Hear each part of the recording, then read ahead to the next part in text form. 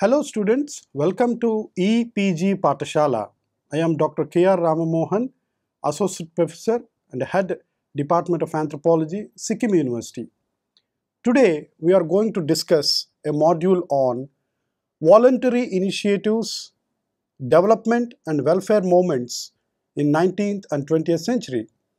This model comes under the paper Indian Anthropology. So before we go this module, let us see what are the learning objectives.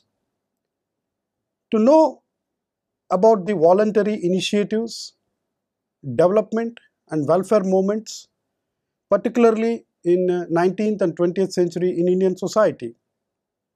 To know about the leaders and the movements which brought change in the society during 19th and 20th century.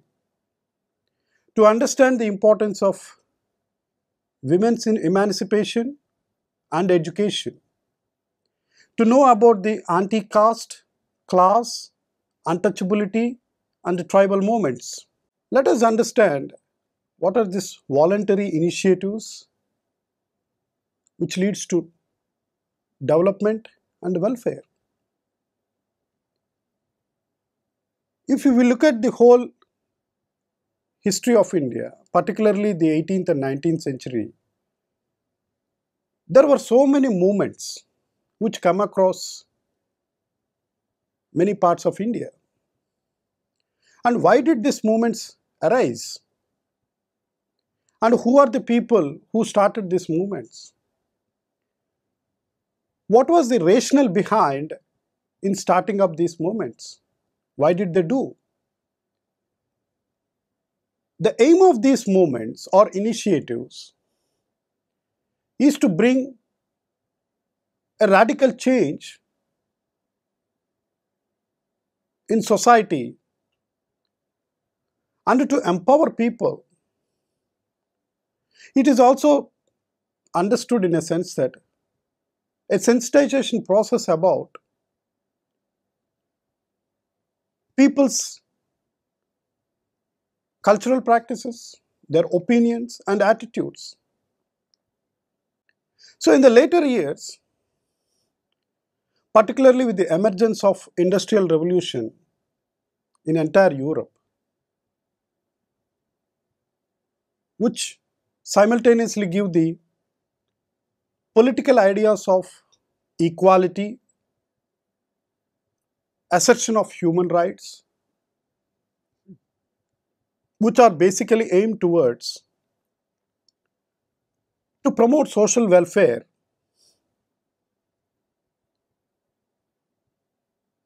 These initiatives were started with the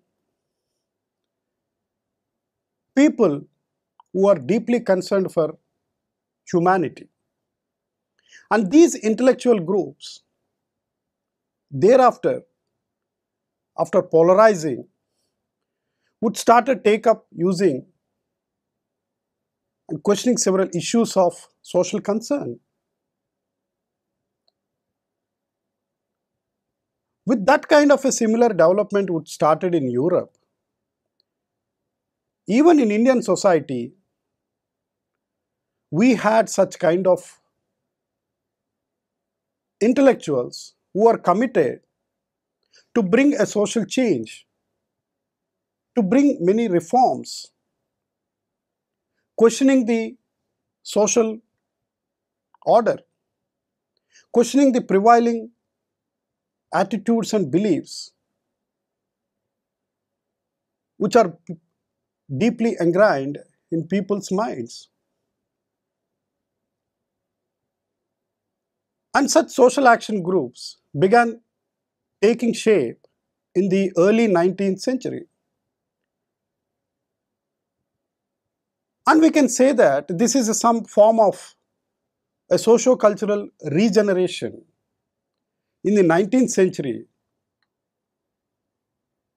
where India was under the rule of colonial masters.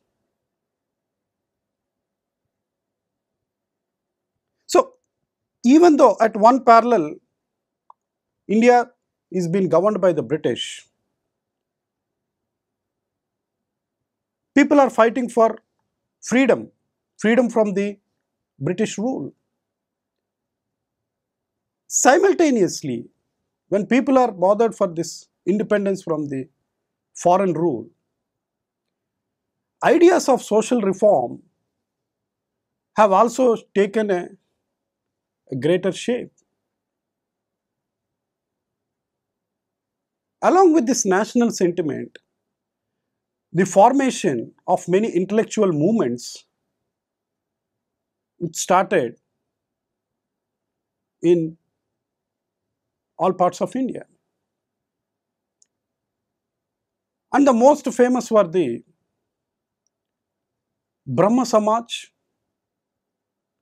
Arya Pratinidhi Sabha, Arya Samaj, Prarthana Sabha,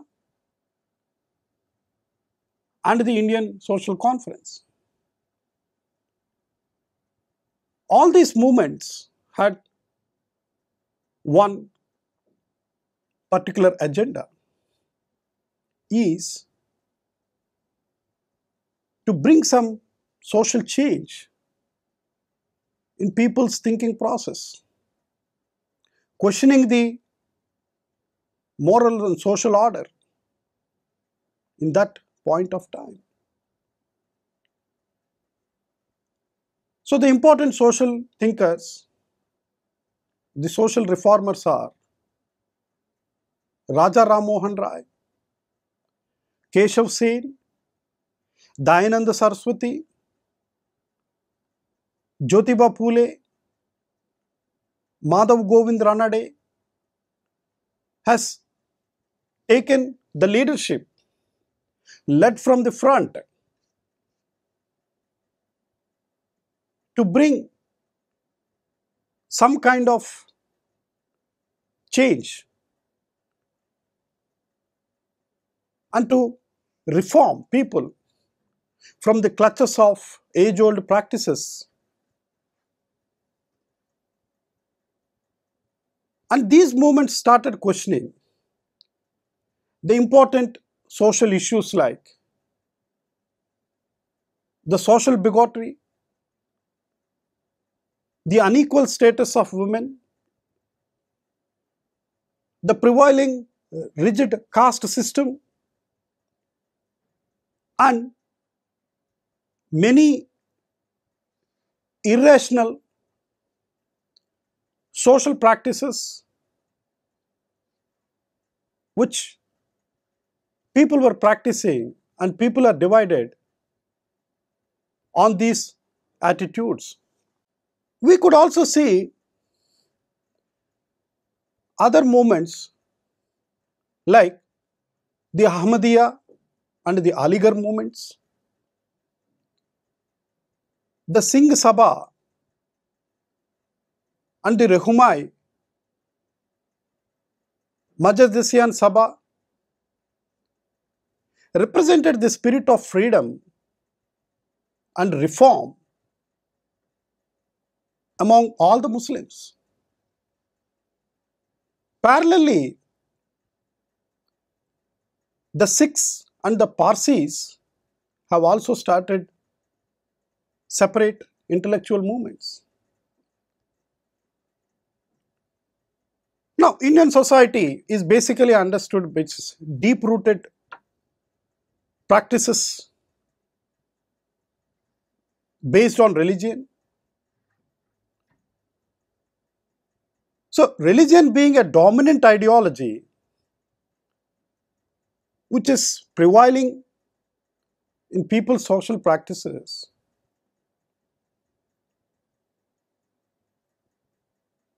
it influenced the growth of reform movement in the country. But by and large, contemporary social action groups were inherently driven by the intellectual and rational intentions. So they created organizational structures which were solidly based on social support and participation.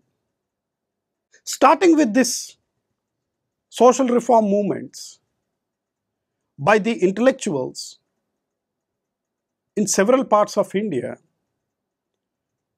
we need to understand how the union government has taken some initiatives after post-independent period. So the union government in its national policy, because ours is a welfare state, on the voluntary sector, which was formulated by the Planning Commission and approved by the Union Cabinet in the year 2007, stipulates that the voluntary organizations, or VO, mean to include organizations which are engaged for the good of public service, and these organizations are based on ethical, cultural, social, economic, political, religious, spiritual, and mostly philanthropic, and to some extent scientific and technological considerations. So the VOs, or the voluntary organizations, are both formal in structure and informal in structure. They come in two ways, and each having their own agenda. And we can see a range of voluntary organizations, such as the community-based organizations, which work in the grassroots level, in villages, in tribal areas, in urban areas, in the slums, or the displaced people, human rights groups. There's a range of voluntary organizations. And the non-governmental development organizations, or sometimes this is also called as NGOs, non-governmental organizations, which are deeply committed to bring change and development and welfare of all the marginalized groups, of all the deprived classes.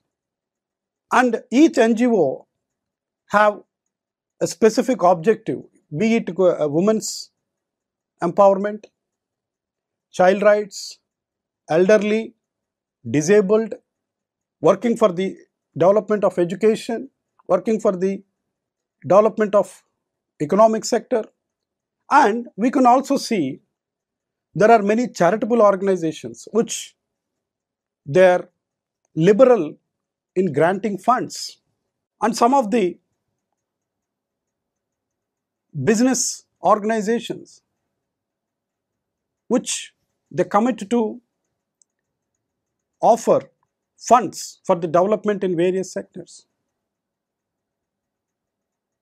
And we can also see there are organizations who are basically good in networking, in linking people who are not reachable. With these linkages, they disseminate both knowledge and other services. Most of the voluntary initiatives had been started with a missionary zeal by the Christian missionaries which have come to Northeast India. During the British time, there were few Christian missionaries who wanted to bring change in the most remote areas of the Northeast. They started doing this charity work, particularly in the areas of health, education, and this selfless service has brought significant changes by these efforts and initiatives taken by the Christian missionaries in some parts of India. Parallelly, there are other voluntary initiatives which are based on intellectual reform movements. Particularly, the noteworthy is Ishwar Chand Vidyasagar was deeply committed to bring some kind of change for the status of women, particularly Hindu women. Vidyasagar conceived that unless women not given education, there is no development in the society. So Vidyasagar's effort were centered around the rights of women, that women should be given formal education. Only then there will be equal status and inequalities will be rooted out in the prevailing society. He vehemently fought for to ban the practice of sati, where the widow burning. Because of Vidyasagar's efforts in bringing that education should be given to women, it is also seen in the British administrators with the efforts of Wood. In the famous Wood's dispatch, the British ruler has immensely stressed the importance of that Indian society, particularly women, should be educated way back in 1860s. So the real impetus started with Wood's dispatch on the education. And the most remarkable social reform movement and to take India forward, Mahatma Gandhi not only involved in the freedom struggle, but he was also cognizant of various social issues were crippling Indian society. He wants to bring a radical change in the people's attitudes, in the people's social practices,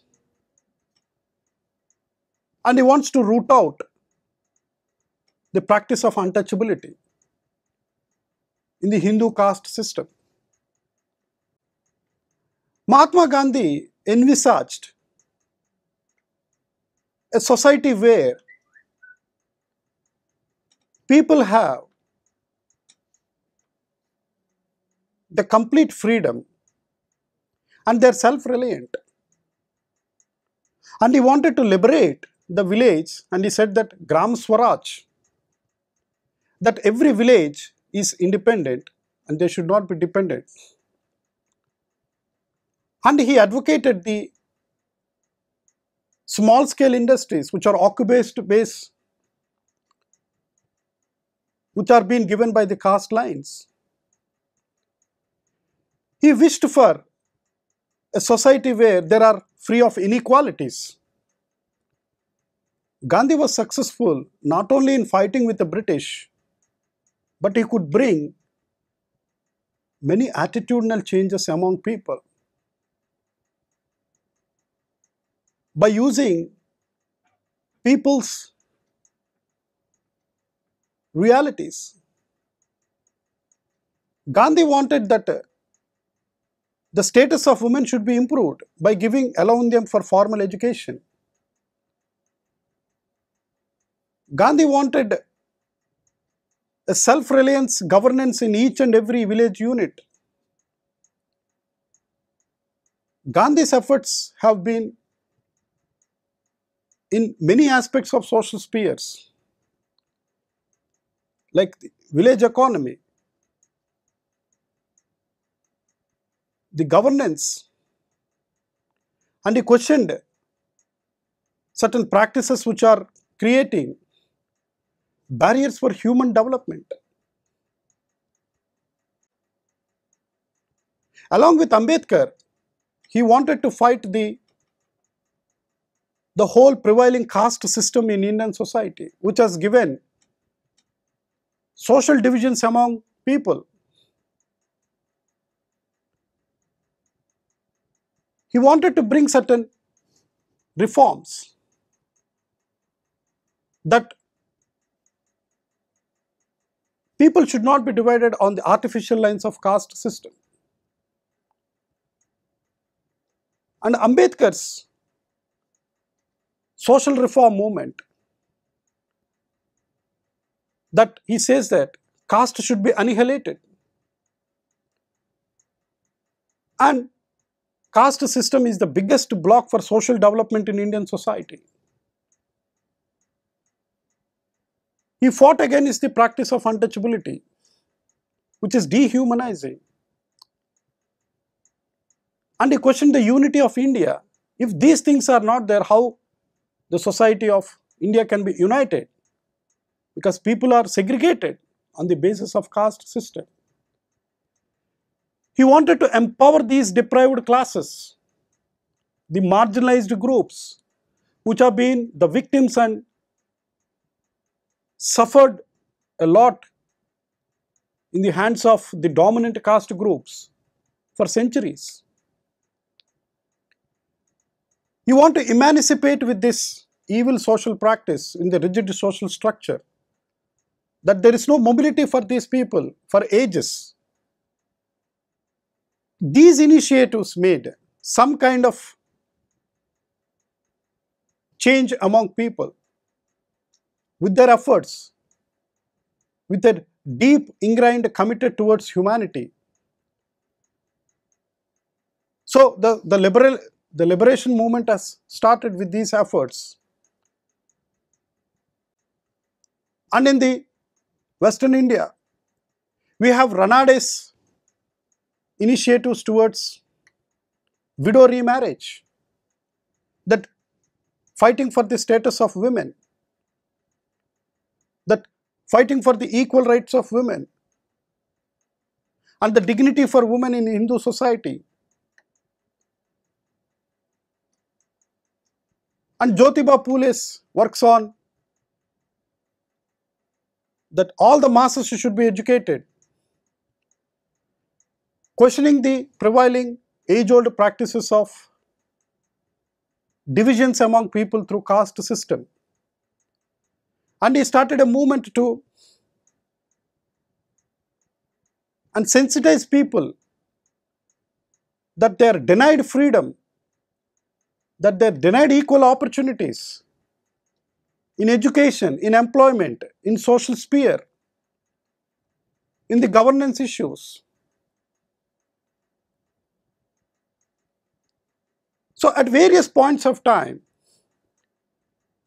both in the late 19th century and early 20th century, we could see all the efforts and initiatives of the great intellectual social reformers like Raja Ram Mohan Rai, which fought for the evil practices in Hindu society, Ishwar Chandra Vidyasagar, who want to abolish certain practices which dehumanize particularly women in Hindu society. We have Ranades commitments towards widow marriages, intercaste marriages, to break these artificial boundaries of caste system. And Jyotiba Phule's movements towards empowerment of these backward classes, to give an equal share with other social groups in India. Even after the post-independent period, in Tamil Nadu, there is the Dravidian Kajagam movement, which questioned the influence and dominance of Aryan culture. They want to stress that the importance of Dravidian culture, and they want to assert their own rights. All these initiatives have one thing in common.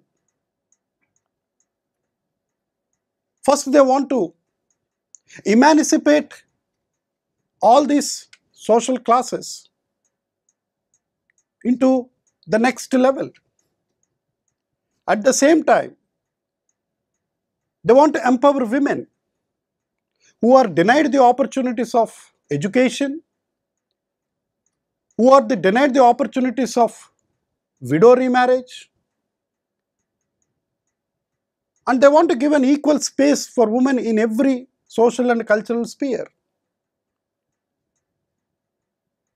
Today what we have is the efforts and initiative by these great social reformers, which they had in mind to bring the Renaissance in Indian society, which were deeply ingrained with the religious ethos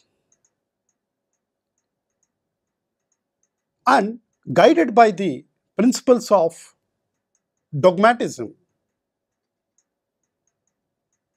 They have a vision for a better society.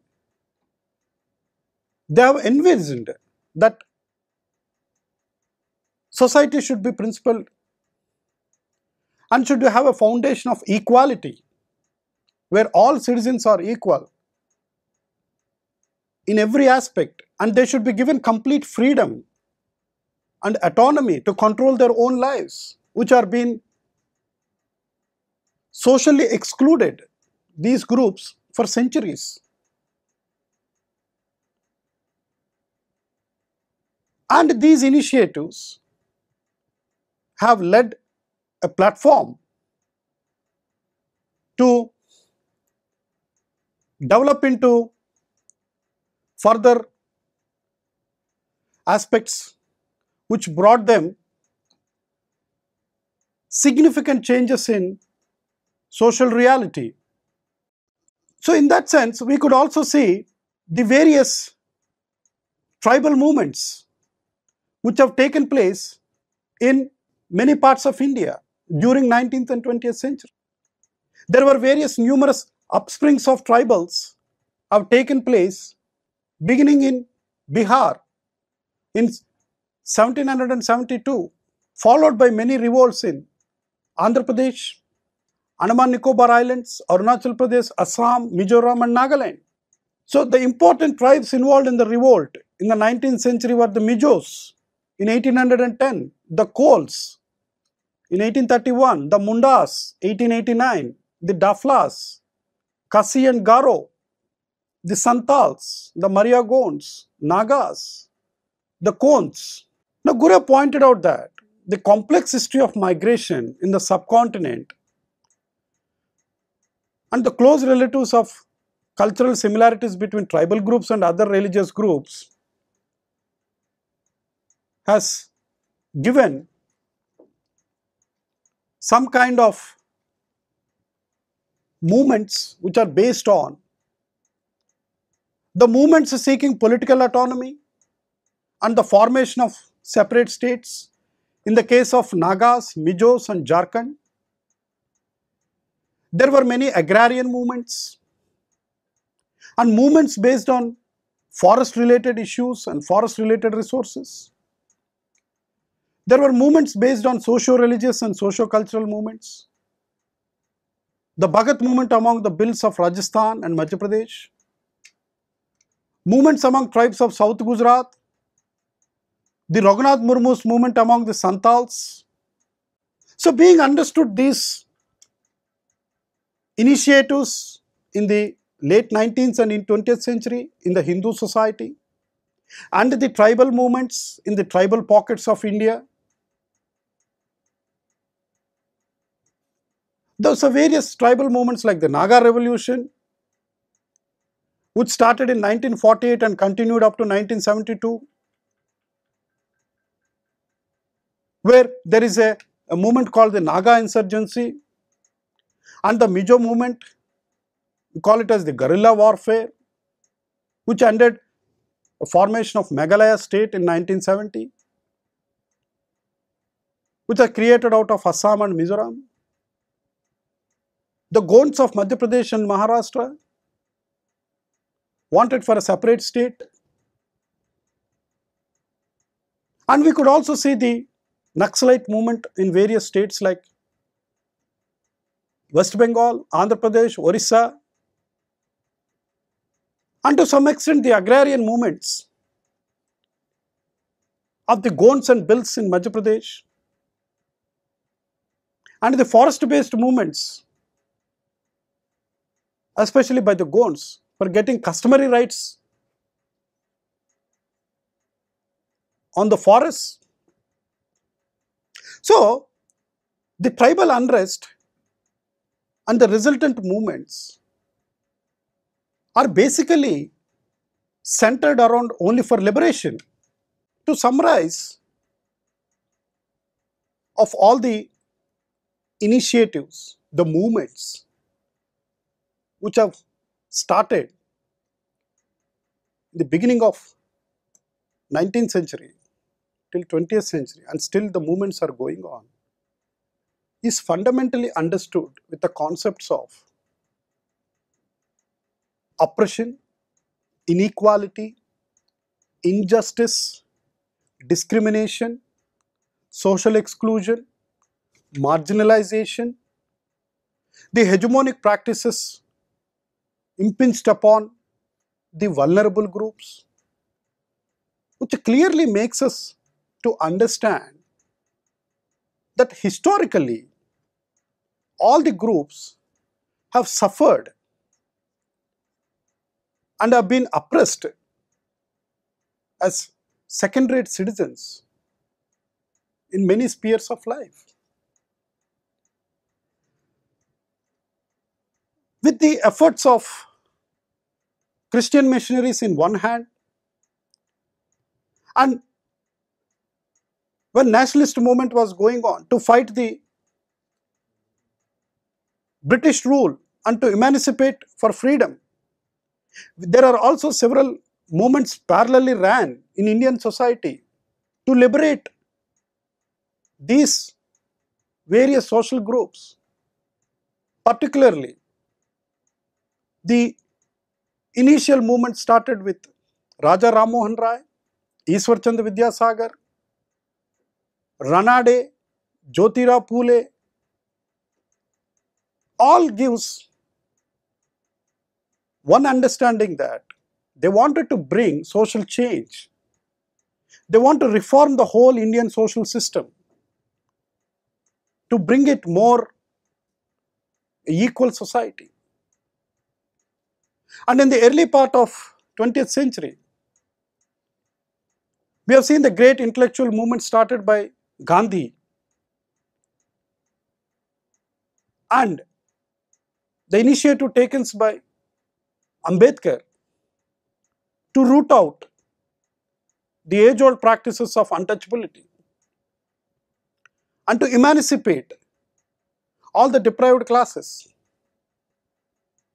So, taking all these initiatives, reform movements, fundamentally aimed at to bring a society on the principle of egalitarian, equality, individuality, humanity.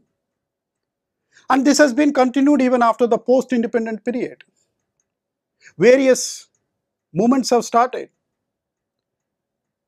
Even in tribal societies, where there were upsprings of social unrest, in many tribal pockets in India, where they are fighting for their justice, and even in the contemporary times.